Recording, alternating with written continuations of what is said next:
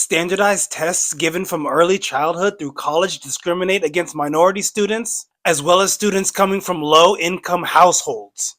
These tests are used to identify disabilities and rank levels of intelligence, and we know that they're discriminatory. But what if I told you that there's a non-discriminatory way that's not even being used? There's one measure that I know of that is non-discriminatory, and if you know me, you know I've got the receipts and the data to support this claim. Let's get into it.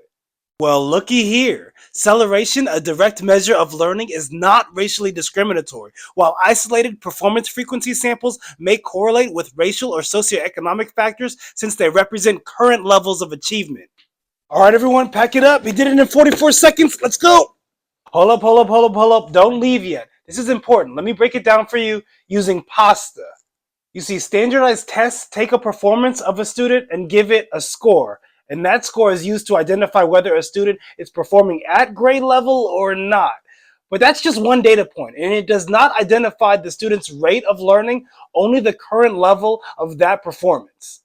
When we take Celeration, we look at multiple performances over time and identify the slope of learning. When we do this, we're able to see if two students have the same learning slope. Now, one student may have a learning slope at a lower level due to environmental variables during that learning of that student. But that does not mean that there is a problem with the student's ability to learn, only a problem with the environment in which the student has been taught.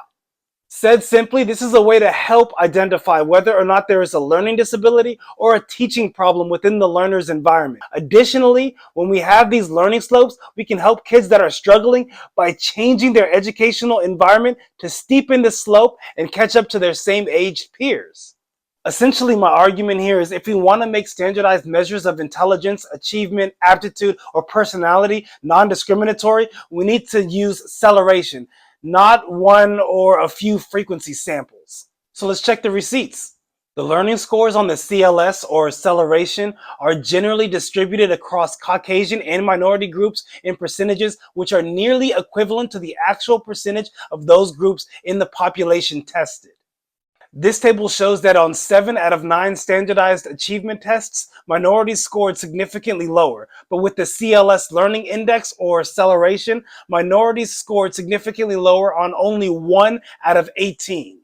Yo, that was hella hard to break down and explain. If you didn't understand it, that's a teacher error and not a learner error. I'm Jared, a PhD student at Penn State, Black and here to educate.